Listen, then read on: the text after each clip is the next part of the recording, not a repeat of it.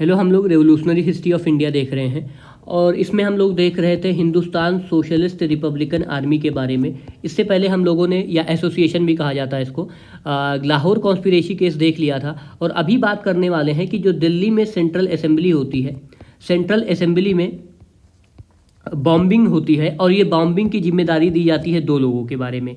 एक होते हैं बटुकेश्वर दत्त और दूसरे होते हैं भगत सिंह के बारे में। और ये दोनों एक काफ़ी अच्छा स्टेटमेंट देते हैं जिसको इतिहासकार काफ़ी वाइडली कवर करते हैं। वो स्टेटमेंट ये है कि if deaf are to hear the voice has to be loud. अगर, और इसको ऐसे भी कहा जाता है टू मेक डीफ हियर ना, कि if deaf are to hear the voice has to be loud.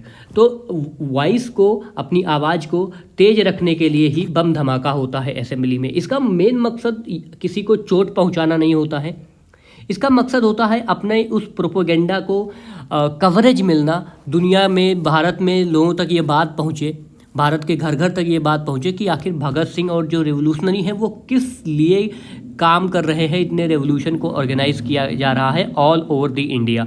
तो इसमें सबसे इम्पॉर्टेंट ये आपको याद रखना है कि दो बिल उस समय आते हैं और इन बिल का उद्देश्य रहता है जो वर्कर्स होते हैं, वर्किंग क्लास को परेशान करना अनावश्यक, और पब्लिक की जो इंडिविजुअल राइट्स है, इंडिविजुअल लिबर्टी है, उसको कर्व करना।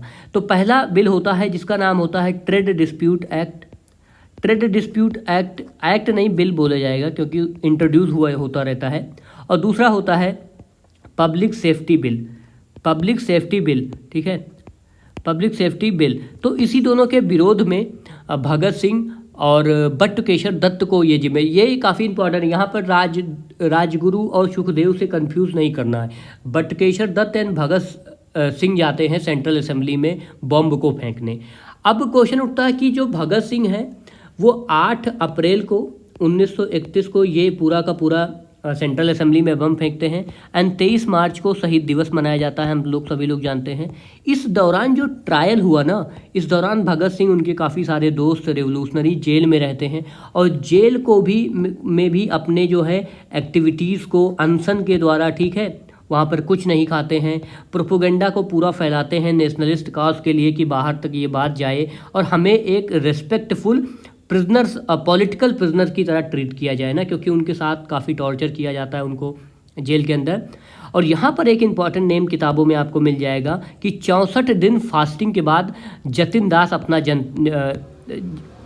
अपने जो है उनका जो है मृत्यु होती है, क्योंकि वो 64 दिन के बाद सर्वाइव नहीं कर पाते हैं और 64 दिन तक वो कुछ नहीं खाते हैं। जतिन दास के ऊपर हम लोगों ने डिटेल में बात किया है कि ये बंगाल के कितने बड़े रॉयल, इनको बाघ जतिन कहा जाता है। ये आपको ध्यान में रखना चाहिए कि 8 अप्रैल की घटना 1931 में जाके ख़त्म होती है। यहाँ पर एक चीज़ आपको ये भी ध्यान में रखना चाहिए कि जब भी हम बात करते हैं चंद्रशेखर आज़ाद की, तो चंद्रशेखर आज़ाद जी ने खुद को गोली मारी थी फरवरी 1931 में, 1 महीने पहले। और भगत सिंह, सुखदेव, राजगुरु को लाहौर कॉन्स्पिरेसी केस में फांसी दी गई थी। ये ध्यान में रखना है। लाहौर कॉन्स्पिरेसी केस क्या था? जो सॉन्डर्स की मृत्यु हुई थी उसके रिस्पेक्ट में उनको फांसी की सज़ा दी गई थी, ना कि जो सेंट्रल असेंबली में बम फेंका गया था। तो फांसी की सज़ा सॉन्डर्स को की मृत्यु के रेस्पेक्ट में दी गई थी, क्योंकि सेंट्रल असेंबली में तो कोई हर्ट ही नहीं हुआ था, किसी की जान नहीं गई थी वहाँ। उसका मकसद ही था केवल एक धमाका करना और किसी के ऊपर वो फेंका नहीं गया था, कोई फिजिकली हार्म नहीं हुआ था। तो 23 मार्च 1931 को, 1 महीने बाद, फरवरी में चंद्रशेखर आज़ाद जी की जो है जो कि मुठभेड़ होती है एल्फ्रेड पार्क में।